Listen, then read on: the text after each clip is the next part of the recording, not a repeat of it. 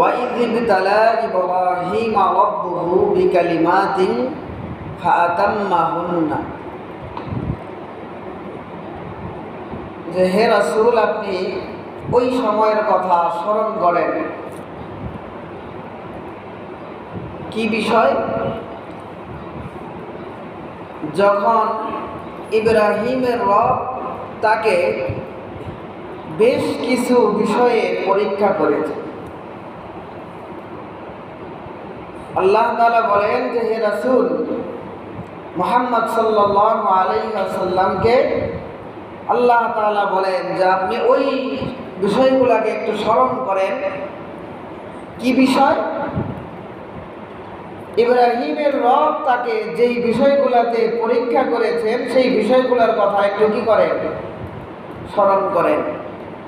এবং ফাআতাম্মাহুন্না, হযরত ইব্রাহিম আলাইহিস সালাতু ওয়াস সালাম সেই সবগুলো পরীক্ষা, আল্লাহ তাআলার সবগুলো বাণী নির্দেশনাকে পরিপূর্ণভাবে পরিপূর্ণ করেছেন হুন্না, সেই সবগুলাকে, সেই বিষয়গুলোকে একটু স্মরণ করেন। অর্থাৎ আল্লাহ তাআলা বলেন হে রাসূল, আপনি আপনার উম্মতকে ইব্রাহিম আলাইহিস সালাতু ওয়াস সালামের জীবনের পরীক্ষার বিষয়গুলোকে এবং তার সেই পরীক্ষায় উত্তীর্ণ হওয়াকে, এই বিষয়গুলোকে আপনার উম্মতের কাছে স্মরণ করায়া দেন, উম্মতের সামনেগুলোকে তুলে ধরেন। যেই বিষয়গুলোতে হযরত ইব্রাহিম আলাইহিস সালাতু ওয়াস সালাম কি করেছেন? পরীক্ষায় উত্তীর্ণ হয়েছেন, পাশ করেছেন। যেই উত্তীর্ণ হওয়ার কারণে আল্লাহ তাআলা বলেন ক্বালা ইন্নী জাইলুকা লিন-নাসি ইমামা, যে ইব্রাহিম তুমি সবগুলা পরীক্ষায় পাস, অতএব ইন্নী জাইলুকা লিন-নাসি ইমামা, এখন আমি ঘোষণা দিলাম তোমাকে গোটা জগৎবাসীর জন্য কিয়ামত পর্যন্ত আগত সমস্ত ইমানদারের জন্য তোমাকে নেতা হিসেবে, নবী হিসেবে, রাহবার হিসেবে আমি ঘোষণা করলাম, নির্বাচিত করলাম। এটা কখন? এটা ওই সময়ের কথা যখন ইব্রাহিম আলাইহিস সালাতু ওয়াস সালামকে আল্লাহ তাআলা অনেকগুলো কঠিন পরীক্ষা করলেন এবং তিনি পাশ করলেন। এই ঘোষণা শোনার পর ইব্রাহিম আলাইহিস সালাতু ওয়াস সালাম আনন্দিত হলেন, কারণ তিনি নিশ্চিত হলেন যে আমার প্রত্যেকটা আমল আল্লাহ তাআলার কাছে গ্রহণযোগ্য হয়ে গেছে, কবুল হয়ে গেছে। তিনি জিজ্ঞাসা করলেন ওয়া মিন যুররিয়াতি, যে এই নেতৃত্ব, ইমামত, এটা কি আমার সন্তানদের মধ্যেও দেবেন কিনা? আল্লাহ তাআলা বললেন ক্বালা লা ইয়ানালু আহদিয যালিমিন, যে আমার প্রতিশ্রুতি এটা জালেমদের জন্য না। মানে ইব্রাহিম আলাইহিস সালাতু ওয়াস সালামের পরবর্তী বংশধর যারা ঈমানের উপর থাকবে তাদের জন্য এটা, যারা ইব্রাহিম আদর্শের উপর থাকবে তাদের জন্য, কিন্তু যারা আদর্শ থেকে বিচ্যুত হবে তারা এটা থেকে বঞ্চিত হবে। এই আয়াত থেকে বুঝলাম ইব্রাহিম আলাইহিস সালাতু ওয়াস সালামকে আল্লাহ তাআলা জাতির জন্য, উম্মতের জন্য নেতা হিসেবে নির্বাচিত করেছেন এমনি এমনি না, অনেকগুলো পরীক্ষা নেওয়ার মাধ্যমে। যেই বিষয়গুলোকে আল্লাহ তাআলা তার হাবিবকে স্মরণ করতে বলছেন, উম্মতকে মনে করায় দিতে বলছেন, সেই বিষয়গুলো কি সেগুলাই সংক্ষেপে আলোচনা হবে। কোরআনুল কারীম থেকে সার সংক্ষেপ আলোচনা হবে। আল্লাহ তাআলা আমাদেরকে এগুলোর থেকে শিক্ষা অর্জন করে জীবনে বাস্তবায়নের তৌফিক দান করেন। সকলেই বলি আমিন। সূরা মারইয়ামের 41 নং আয়াতের মধ্যে আল্লাহ তাআলা এই বিষয়গুলো উল্লেখ করেন। আল্লাহ বলেন ওয়াযকুর ফিল কিতাবি ইব্রাহিম ইন্নাহু কানা সিদ্দীকান নাবিয়্যা, যে হে রাসূল আপনি আমার কিতাবের মধ্যে ইব্রাহিমের যে আলোচনা আনছি সেটাকে, সেই কথা স্মরণ করেন। ইন্নাহু কানা সিদ্দীকান নাবিয়্যা, তিনি সত্যবাদী রাসূল ছিলেন, নবী ছিলেন। এই ঘোষণার পরে, এটা বলার পরে আল্লাহ তাআলা ইব্রাহিম আলাইহিস সালাতু ওয়াস সালামের জীবনের আলোচনাগুলো করতেছেন। وَإِذْ قَالَ لِأَبِيهِ يَا أَبَتِ لِمَ تَعْبُدُ مَا لَا يَسْمَعُ وَلَا يُبْصِرُ وَلَا يُغْنِي عَنكَ شَيْئًا। ইব্রাহিম আলাইহিস সালাতু ওয়াস সালাম যখন নবুয়ত প্রাপ্ত হলেন, তিনি যখন তাওহীদের শিক্ষায় শিক্ষিত হলেন, তাওহীদের দীক্ষায় দীক্ষিত হলেন, তার উপর যখন তাওহীদের দাওয়াত দেওয়ার দায়িত্ব চলে আসলো, তিনি তখন সর্বপ্রথম তার পিতাকে দ্বীনের দাওয়াত দিলেন, তাওহীদের দাওয়াত দিলেন। এবং তার পিতা ছিল মুশরিক, মূর্তি পূজারী। এই জন্য তিনি পিতাকে দাওয়াত দিলেন যে ইয ক্বালা লিআবিহি ইয়া আবাতি, হে আমার পিতা। আবুন মানে পিতা, আবাতুন অর্থ পিতা। দুটোর মধ্যে পার্থক্য হইল, আমরা যেরকম শহরে পরিবেশে বাবা বললে আব্বা বললে একরকম, আর আদর করে আব্বু বললে আরেক রকম, একটু সোহাগময় আদরের ডাক। তো আবাতি এটা আদরের ডাক, খুব আদরের সাথে শ্রদ্ধার সাথে তার পিতাকে দাওয়াত দিলেন, ইয়া আবাতি, হে আমার পিতা। লিমা তা'বুদু মা লা ইয়াসমা'ু ওয়া লা ইউবসিরু ওয়া লা ইউগনি আনকা শাইআ, যে আপনি এমন জিনিসের ইবাদত কেন করেন যেই জিনিসগুলো কানে শোনে না, চোখে দেখে না, এবং কি আপনার কোনো উপকার করতে পারে না। ওয়ালা ইউগনি আনকা শাইআ, উপকার করা তো দূরের কথা, বরং আপনার ব্যবহার ছাড়া, আপনাকে ছাড়া সে নিজের কিছু করতে পারে না। অর্থাৎ নিজের কোনো কিছু সে তার করার ক্ষমতা নাই যতটুকু আপনি করে দেন। পরিষ্কার করতে হইলে আপনার করে দিতে হয়, রং চলে গেছে রং দিতে হইলে কি আপনাদেরকে রং দিতে হয়। এমন জিনিসের ইবাদত আপনি কেন করেন? তিনি আরো বলেন, ইয়া আবাতি ইন্নী ক্বাদ জাআনি মিনাল ইলমি মা লাম ইয়াতিকা, হে আমার পিতা, আমার কাছে রবের পক্ষ থেকে এমন পরিশুদ্ধ তাওহীদের ইলম জ্ঞান এসেছে, মা লাম ইয়াতিকা, যেটা আপনার কাছে আসে নাই। ফাত্তাবি'নি, অতএব আপনি আমার অনুসরণ করেন। আহদিকা সিরাতান সাবিয়্যা, আমি আপনাকে সরল সঠিক জান্নাতের পথে পরিচালিত করব। তিনি আরো বলতে থাকেন, ইয়া আবাতি লা তা'বুদিশ শাইতান, যে আমার পিতা আপনি শয়তানের ইবাদত করেন না। ইন্নাশ শাইতানা কানা লির-রহমানি আসিয়্যা, নিশ্চয়ই শয়তান রহমানের, আল্লাহ রাব্বুল আলামিনের অবাধ্য। অতএব যেহেতু সে রবের অবাধ্য, সুতরাং আপনি তার অনুসরণ করবেন না। এরপরে তিনি তার পিতাকে আরো দাওয়াত দিতে থাকেন, ইয়া আবাতি ইন্নী আখাফু আইয়ামাসসাকা আযাবুম মিনার রহমান ফাতাকুনা লিশ-শাইতানি ওয়ালিয়্যা, যে আপনি যদি ফিরে না আসেন, শয়তানের পথে যদি চলতে থাকেন, তাহলে ইন্নী আখাফু, আমি এই আশঙ্কা করতেছি। কিসের আশঙ্কা? আইয়ামাসসাকা আযাবুম মিনার রহমান, যে রহমানের পক্ষ থেকে, রবের পক্ষ থেকে আপনাকে প্রাক্রাও করবে, আযাব আসবে, গজব আসবে, যেটা আপনাকে ধরে বসবে। ফাতাকুনা লিশ-শাইতানি ওয়ালিয়্যা, অতএব আপনি শয়তানের ওলিতে পরিণত হবেন, শয়তানের বন্ধুতে পরিণত হবেন, আপনার বাঁচার কোনো উপায় থাকবে না। যারা শয়তানের ওলি, তাদের জন্য বাঁচার কোনো রাস্তা নাই। ওলি দুই রকম হয়, আউলিয়াউর রহমান, আউলিয়াউশ শাইতান। একটা হচ্ছে রহমানের ওলি, আরেক দল হয় শয়তানের ওলি। যারা শয়তানের ওলি, তাদের জন্য বাঁচার রাস্তা নাই। তাদেরকে যে কোনো সময় আল্লাহর আযাব, গজব, পাকড়াও এসে ধরে ফেলবে। ইব্রাহিম আলাইহিস সালাতু ওয়াস সালাম এটাই তার পিতাকে সতর্ক করলেন, যে যদি ফিরে না আসেন, আমি আশঙ্কা করি আল্লাহর আযাব এবং গজবে আপনি ধরাশায়ী হবেন। এই এত কিছু বুঝাইয়া তিনি দাওয়াত দিলেন। আমি সারসংক্ষেপ বলতেছি, মাঝখানে অনেক কথা আছে, এগুলো বলার সময় নেই। শুধু ডাইরেক্ট কোরআন থেকে সংক্ষিপ্ত মূল ইতিহাসটা বলব। এর মাঝখানে এত কিছু তিনি বললেন, এর সর্বশেষ তার পিতার জবাব ছিল, قال أراغب أنت عن آلهتي يا إبراهيم তিনি বললেন যে ইব্রাহিম তুমি কি আমার প্রভুদের থেকে মুখ ফিরিয়ে নিলা।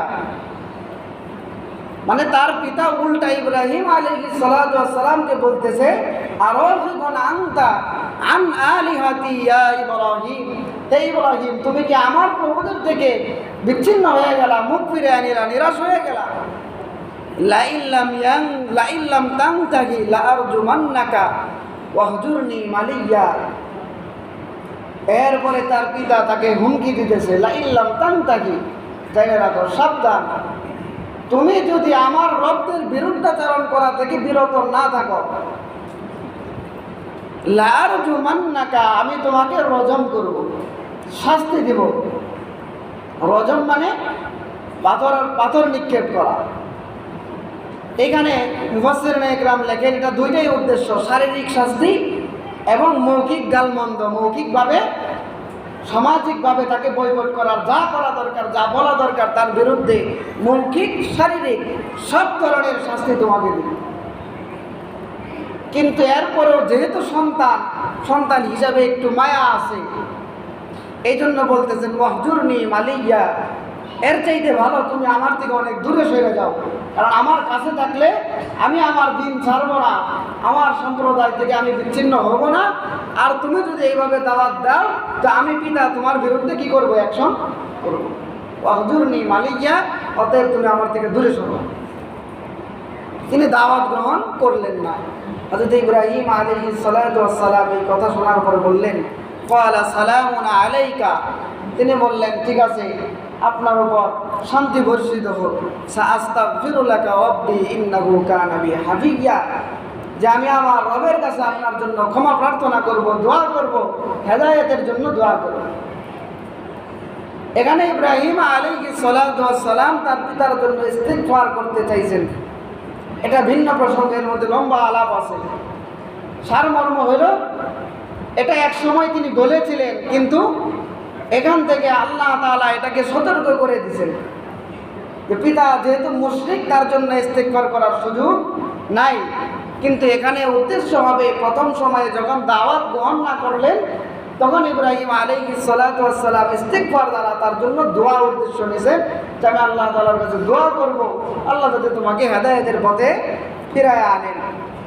আল্লাহ তাআলা আমার প্রতি খুব দয়াশীল,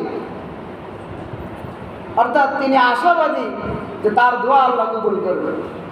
এই কথা বলে তিনি পিতার থেকে একটু দূরে থাকলেন, কারণ সে সামাজিকভাবে যে কোনো উপায়ে তাকে কি করবে, প্রয়োজনে শাস্তির সম্মুখীন করবে।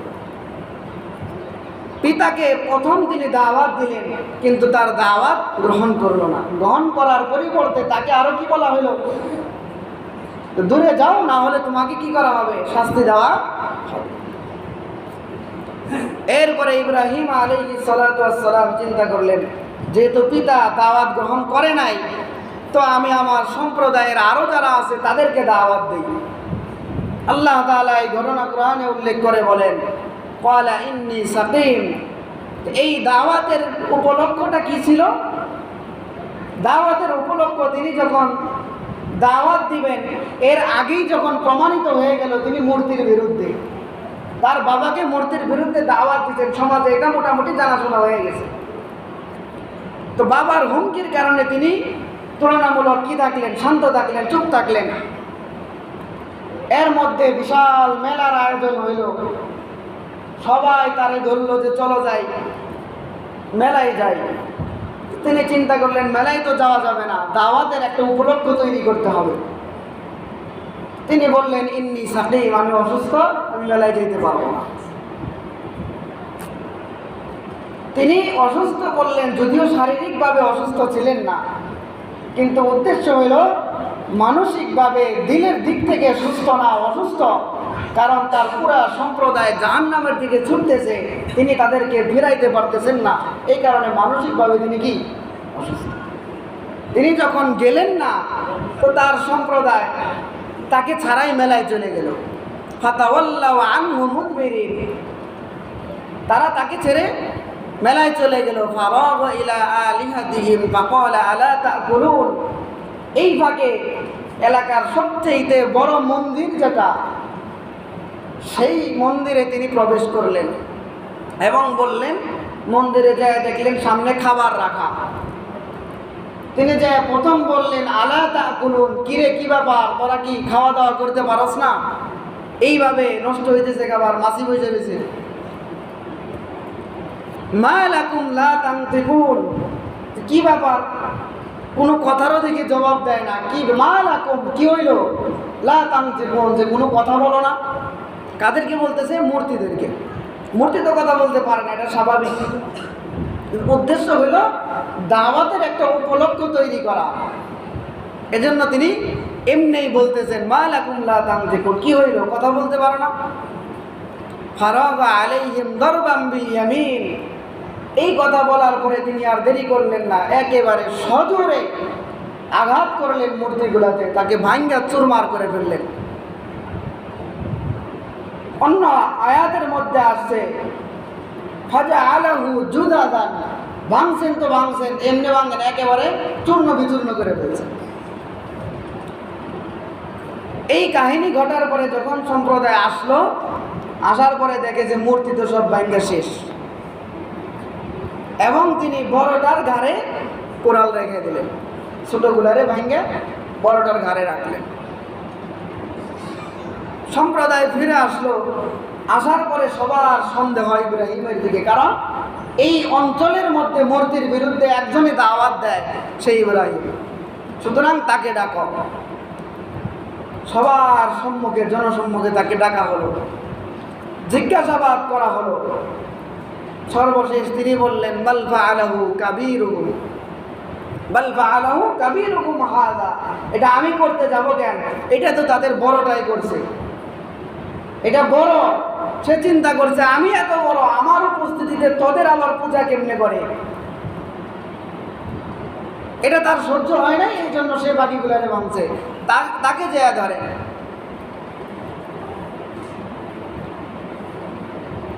তিনি বললেন, ফাসআলুহুম ইন কানু ইয়ানতিকুন, যদি আমার কথা বিশ্বাস না হয় মূর্তিগুলারে যায় জিগাও, তারা যদি কথা বলতে পারে তাদেরকে যায় জিগাও, তারা বলে দেখ কেরা ভাঙছে।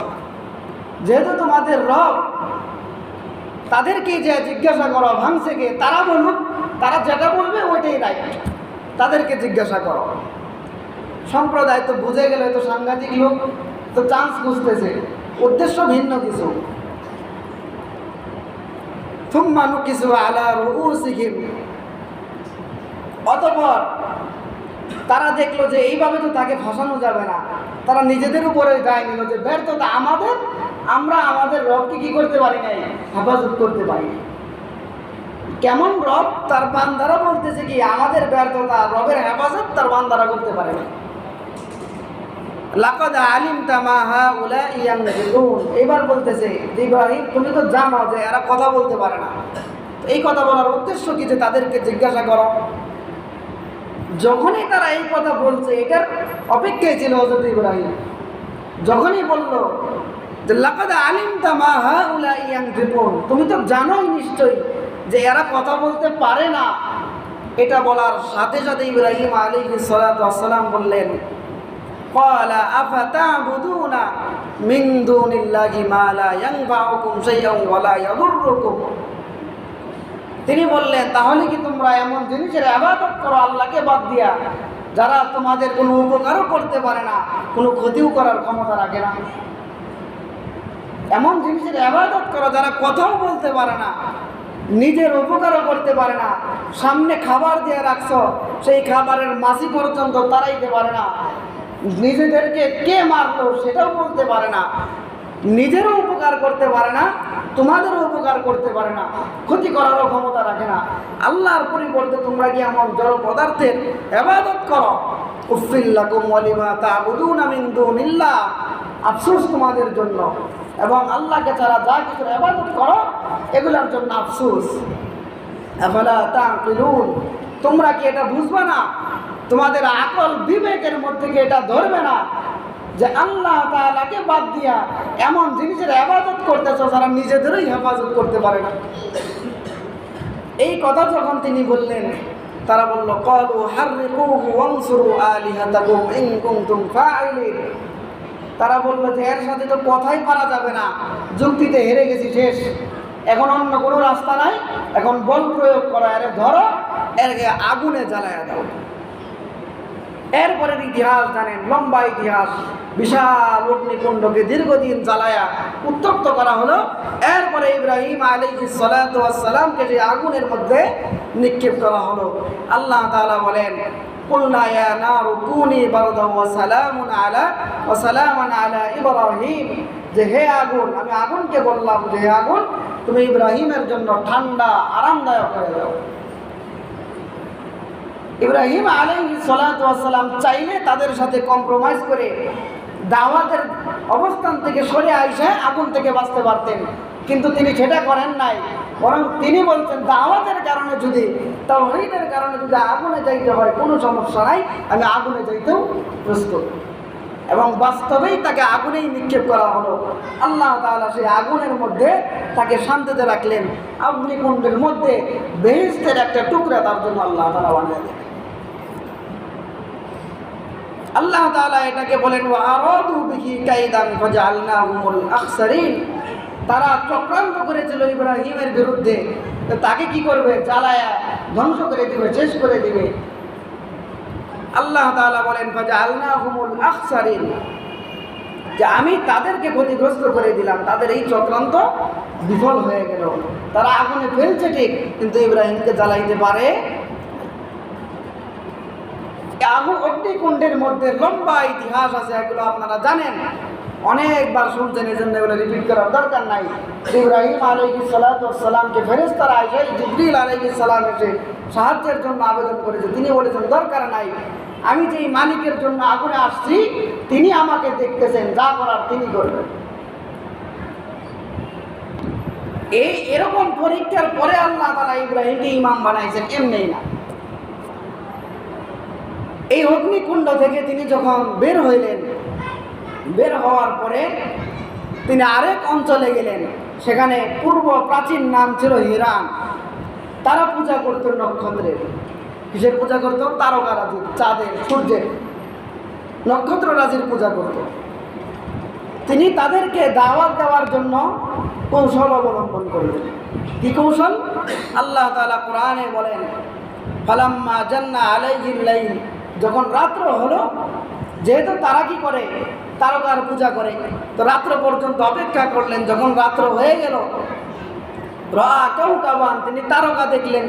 ক্বালা হাযা রাব্বি, বললেন যে এই তারকা আমার রব। কে বলতেছেন? ইব্রাহিম আলাইহিস সালাতু ওয়াস সালাম। ভালো করে বুঝবেন, এটা কিন্তু ইব্রাহিম আলাইহিস সালামের মূল কথা না। এরকম না যে উনি প্রথমে তারকাকে রব মানছেন, তারপরে চাঁদকে রব মানছেন, তারপরে সূর্যকে রব মানছেন, তারপরে আল্লাহর উপর ঈমান আনছেন, এরকম না। ওনার ঈমান আগে থেকে আল্লাহর উপরে। কিন্তু যাদেরকে দাওয়াত দেবেন তারা তারকার পূজারী, নক্ষত্রের পূজারী, তাদেরকে বোঝানোর জন্য কৌশল অবলম্বন করেছেন। কি কৌশল? তারকা দেখার পরে তিনি বললেন যে ঠিক আছে, তারকাই আমার রব, কারণ তারা তারকাকে পূজা করে। এইটা বললে তখন তার প্রতি তার আস্থা আসবে। তিনি বললেন কি, তারকা আমার রব। ফালাম্মা আফালা ক্বালা লা উহিব্বুল আফিলিন। অতঃপর তারকা যখন কি হয়ে গেল, পিছনে পড়ে গেল, চাঁদের উজ্জ্বলতার কাছে তারকা হার মেনে গেল।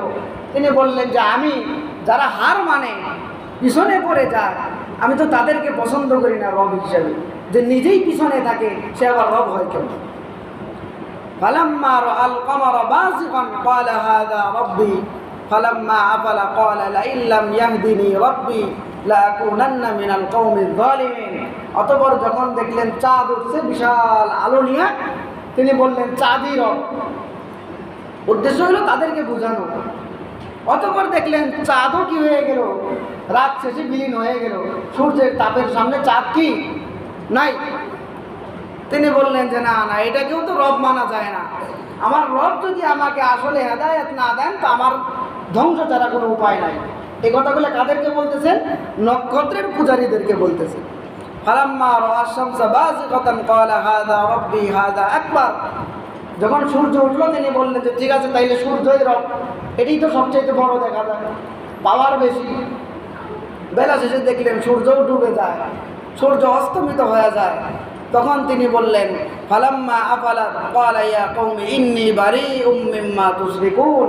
সূর্যও যখন ডুবে গেল, তিনি বললেন যে এতেও তো রব মানা যায় না, কারণ তারও শেষ আছে, সেও ডুবে যায়, তার অস্তিত্ব নিজে রাখতে পারে না, এক সময় উঠে এক সময় শেষ হয়ে যায়। তখন তিনি বললেন, ফালাম্মা আফালাত ক্বালা ইয়া কওমি ইন্নী বারিউম মিম্মা তুশরিকুন। তিনি বললেন যে হে সম্প্রদায়, এই যা কিছুর সাথে তোমরা শিরক করতেছ, আল্লাহর সাথে যা কিছুকে শরীক করতেছ, শিরক করতেছ, আমি এগুলোর থেকে মুক্ত, এর মধ্যে আমি নাই। ইন্নী ওয়াজ্জাহতু ওয়াজহিয়া লিল্লাযী ফাতারাস সামাওয়াতি ওয়াল আরদা হানিফাও ওয়া মা আনা মিনাল মুসলিমিন। তিনি বললেন যে বরং আমি ওই রবের দিকে মনোনিবেশ করলাম, তার উপরে ঈমান আনলাম, যিনি এই সব কিছুকে সৃষ্টি করেছেন, যিনি এই সব কিছু স্থির রাখেন, যার কাছে সব কিছুর নিয়ন্ত্রণ। আমি ওমা আনা মিনাল মুশরিকিন, আমি কিনা মুশরিকদের অন্তর্ভুক্ত নই। এই কৌশল করে তিনি কি করলেন, এই নক্ষত্রের পূজারীদেরকে দাওয়াত দিলেন। এর পরবর্তীতে দুর্ভিক্ষ আসলো, মানুষ প্রয়োজনে নমরুদের দরবারে ওই এখন রিলিফ দেয় না, এরকম রিলিফ দিতেছে, একদম ফ্রি সরকারি মাল বিতরণ করতেছে, অনেক মানুষ যাইতেছে। এর মধ্যে হযরত ইব্রাহিম আলাইহিস সালাতু ওয়াস সালাম ছিলেন। তো সেখানে যাওয়ার পরে ইব্রাহিম আলাইহিস সালাতু ওয়াস সালাম দেখলেন এই তো আরেক শয়তান, সে নিজেকেই কি দাবি করতেছে, রব দাবি করতেছে। তো তার রব দাবির পক্ষে সে বিভিন্ন দলিল আদিল্লা দিতে থাকে, তর্ক করলো। ইব্রাহিম আলাইহিস সালাতু ওয়াস সালাম বললেন যে আমার রব কি করে, জীবন দেয়, মৃত্যু দেয়। তো সেও দুইজন কই দেয় না, একজনকে হত্যা করলো, আরেকজনকে ছেড়ে দিল, এবং বলল যে আমিও একজনকে জীবন দিলাম, একজনকে হত্যা করলাম, মেরে ফেললাম। ইব্রাহিম আলাইহিস সালাতু ওয়াস সালাম চিন্তা করে, তো মহাবলদের কি দিয়ে বুঝাবে, তুই ছাইরা দেওয়ার মানে কি জীবন দেওয়া, আর হত্যা করার মানে কি তার মৃত্যু নিশ্চিত করে দেওয়া, মানে মৃত্যুর ক্ষমতা তার হাতে, বিষয়টা কি এরকম? এরকম তো না। তখন তিনি বললেন যে আমার রব তো সূর্যকে পূর্বে উঠান, পশ্চিমে ডুবান, তুমি যদি রব হও তো তুমি বিপরীতটা করে দেখাও, পশ্চিমে উঠে দেখাও। ফাবুহিতাল্লাযী কাফার, তখন সে নিশ্চুপ হয়ে গেল, আর কোনো কথার জবাব দিতে পারল না, কারণ সে জানে আমি যদি পাল্টা চ্যালেঞ্জ করি, চ্যালেঞ্জ করতে দেরি হবে, কালকে সকালেই সূর্য পশ্চিমে উঠবে। এটা সে ভালো করে জানে, কারণ সে কয় নাম্বারের রব এটা তো সে জানে। জনগণ মানুক আর না মানুক, সে কিন্তু নিজের খবর ভালো করে জানে, এজন্য সে আর চ্যালেঞ্জ করে নাই। বরং ইব্রাহিম আলাইহিস সালাতু ওয়াস সালাম কি করলেন, দরবার থেকে বের করে দিলেন, ভাগাইয়া দিলেন, কোনো ইয়েও দিলেন না। ওই যে সাহায্যের জন্য গেছিলেন দুর্ভিক্ষের কারণে, তাকে কোনো কিছু দেনও নাই, আর তিনিও আত্মমর্যাদার কারণে তার দরবার থেকে কোনো কিছু নেবেনও না। গায়রত এবং আত্মমর্যাদা, প্রয়োজনে না গায়ে থাকবো, তার মুশরিকের কাছ থেকে কিছু নিব না, তিনি না নিয়ে চলে আসলেন। এইভাবে তার জীবন সংগ্রাম চলতে থাকলো, এবং এই প্রেক্ষিতে পুরো দেশে থাকা তার জন্য কি হয়ে গেল, দুষ্কর হয়ে গেল। নমরুদের এলাকা থেকে তার বের হয়ে যাইতে হইল। তিনি সফর করলেন, মিশরে গেলেন। মিশরে যাওয়ার পর সেখানে ছিল আরেক জালেম, তার কাছে খবর গেল তার সাথে সুন্দরী এক মেয়ে আছে, তার স্ত্রী। তো সে তাকে কি করতে চাইল, বুক করতে চাইল। সেই ইতিহাস আপনারা জানেন। আল্লাহ তাআলা সেখান থেকে তাদেরকে বাঁচায় আনলেন, সেখান থেকেও তাদেরকে নাজাত দিলেন। এবং ওই মিশরের বাদশা না পাইরা যখন দেখলেন তাদের উপর কিছু করতে গেলে তো আল্লাহর গজব আসে, সে তার গজব থেকে বাঁচার জন্য ভয়ে একজন দাসী ইব্রাহিম আলাইহিস সালাতু ওয়াস সালামকে কি করলেন, উপহার হিসেবে দিয়ে দিলেন। সেই দাসী যাকে উপহার হিসেবে দিলেন, তার পেটেই, দাসীর নাম ছিল হাজেরা, এটা তো আপনারা জানেন। তার পেটে ৮৬ বছর বয়সে হযরত ইসমাঈল আলাইহিস সালাতু ওয়াস সালামের জন্ম হয়। এই পর্যন্ত হযরত ইব্রাহিমের কোনো সন্তান ছিল না। তার পেটে আল্লাহ রাব্বুল আলামিন এই সন্তান দান করেন। এরপরে এই সন্তান যখন, সন্তানের কারণে তাদের প্রতি তার ভালোবাসাটা একটু বেশিই ছিল।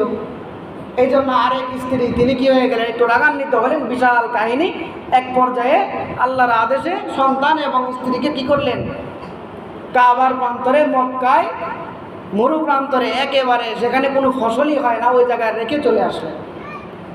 এবং আল্লাহ তাআলার কাছে দোয়া করলেন আল্লাহ যেন কি করেন, তাদেরকে দেখাশোনা করেন, তাদের উত্তম রিজিকের ব্যবস্থা করেন, নিরাপত্তা আল্লাহ যাতে নিশ্চিত করেন। এবং তাই হইল, তিনি মাঝে মধ্যে মক্কায় যাইতেন, দেখে আসতেন। অতঃপর ছেলে যখন বড় হয়ে গেল, 13-14 বছর বা আরেকটু কম হইতে পারে, 7 থেকে 8 এরকম, মানে বাবার সাথে দৌড়ঝাঁপ করতে পারে, দৌড়াদৌড়ি করতে পারে, ঘোড়া চালাইতে পারে, এরকম বয়স হইল। ঠিক এই বয়সে আল্লাহ রাব্বুল আলামিন তাকে আদেশ করলেন স্বপ্নের মাধ্যমে কি করা হয়, সন্তানকে কুরবানি করো। তিনি সন্তানকে বললেন, ইয়া বুনাইয়া ইন্নী আরা ফিল মানামি আন্নী আযবাহুকা ফানজুর মাযা তারা, যে আমি তো স্বপ্নে দেখলাম তোমাকে জবে করতেছি, মানে আল্লাহর পক্ষ থেকে এটা আদেশ ছিল, ততএব তোমার কি চিন্তা ভাবনা? ছেলে বলল, ঠিক আছে, আল্লাহর আদেশ, আপনি এটা বাস্তবায়ন করেন, সাতাজিদুনি ইনশাআল্লাহু মিনাস সাবিরিন, আমাকে ধৈর্যশীল পাবেন, আমি আল্লাহর আদেশের বিরুদ্ধাচরণ করব না, আমার জীবন বিসর্জন দেব আল্লাহর আদেশ পালনের জন্য, এখানে আমার কোনো কথা নাই। এই রকম মহা পরীক্ষা যখন নিলেন, এই পরীক্ষায়ও তিনি পাশ করলেন। তারপরে আল্লাহ তাআলার ওই ঘোষণা, যে আল্লাহ তাআলা কি করলেন, ইব্রাহিম আলাইহিস সালাতু ওয়াস সালাম বললেন, ইন্নী জাইলুকা লিন-নাসি ইমামা। এত পরীক্ষা নেওয়ার পরে তাকে জগৎবাসীর জন্য ইমাম হিসাবে আল্লাহ তাআলা নির্ধারণ করলেন, এবং ছেলে এবং পুত্র উভয়কে কি দিলেন, বাপ তো আগেই নবী, পুত্রকে আল্লাহ তাআলা কি দিলেন, নবুয়ত দান করলেন। তার আরেক পুত্র ইসহাক, তাকেও আল্লাহ তাআলা কি দিলেন, নবুয়ত দান করলেন। এবং পরবর্তী যত নবী আসছে সব ইব্রাহিম আলাইহিস সালাতু ওয়াস সালামের বংশে ছিল, সব নবী। আমাদের নবী মুহাম্মদ সাল্লাল্লাহু আলাইহি সাল্লাম পর্যন্ত সকল নবী কার বংশের ছিল, সাইয়েদনা ইব্রাহিম আলাইহিস সালাতু ওয়াস সালামের বংশের ছিল। এটা কেন? কারণ আল্লাহ তাআলা তাকে নির্বাচন করেছেন কিয়ামত পর্যন্ত সময়ের জন্য, তিনি কি থাকবেন, ইমাম হিসেবে, নেতা হিসেবে, আদর্শ হিসেবে থাকবেন। কেন? কারণ এই এত পরীক্ষা তিনি দিয়েছেন, সব পরীক্ষায় তিনি পাস। অতএব কিয়ামত পর্যন্ত আগত সব মানুষের জন্য তার এই পরীক্ষার বিষয়, এগুলো মানুষের জন্য আদর্শ। আল্লাহ তাআলা পবিত্র কোরআনের মধ্যে বলেন, লাকাদ কানা লাকুম উসওয়াতুন হাসানাতুন ফি ইব্রাহিম ওয়াল্লাযীনা মাআ, যে উম্মতের জন্য ইব্রাহিম এবং তার সঙ্গী সাথী ঈমানদারদের মধ্যে কি আছে, উত্তম আদর্শ আছে। কিভাবে?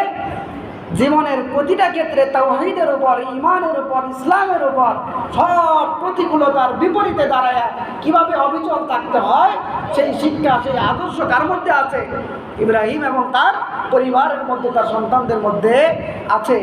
এত কিছুতে তিনি যখন পাশ করলেন, তারপরে আল্লাহ তাআলা তাদেরকে দিয়ে কি করলেন, কাবা নির্মাণ করাইলেন।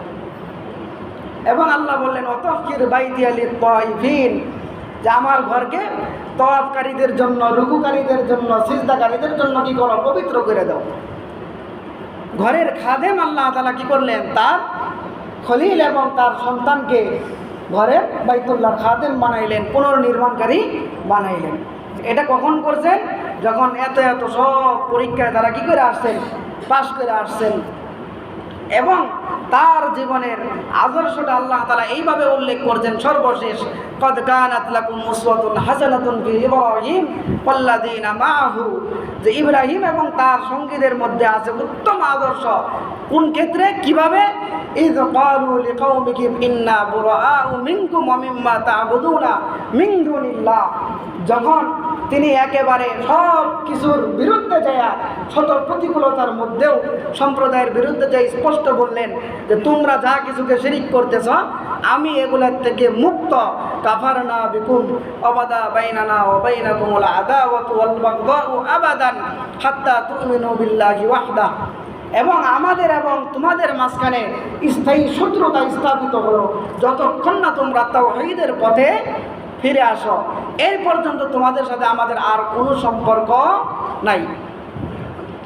আল্লাহ তাআলা এভাবে ইব্রাহিম আলাইহিস সালাতু ওয়াস সালামের জীবনীকে, তার পরিবারের আদর্শ ঘটনা প্রবাহকে গোটা উম্মতের জন্য আদর্শ সাব্যস্ত করেছেন। এই জন্য সর্বাবস্থায়, সব প্রতিকূলতার মধ্যে শুধুমাত্র কুরবানি করা, হজ করা এর মধ্যে সীমাবদ্ধ না, বরং জীবনের সর্বাবস্থায় নিজের চাহিদাকে কোরবানি দেওয়ার মতো মানসিকতা থাকতে হবে। জীবনের প্রতিটা মুহূর্তে নিজের খায়েশাতকে কোরবানি দিয়া আল্লাহ এবং আল্লাহর রাসূলের দ্বীনের উপর অটল অবিচল থাকার শপথ নিতে হবে। এটাই ইব্রাহিমী আদর্শ। এটাকে আল্লাহ তাআলা বলছেন মিল্লাতু আবিকুম ইব্রাহিম ওয়া সাম্মাকুমুল মুসলিমিন। এই মিল্লাত যে অনুসরণ করবে ইব্রাহিম আলাইহিস সালাতু ওয়াস সালাম তাদেরকে পরিপূর্ণ পাক্কা মুমিন মুসলিম হিসেবে ঘোষণা করেছেন, নাম রেখেছেন। আল্লাহ তাআলা আমাদেরকে এই তৌফিক দান করেন যারা সুন্নাত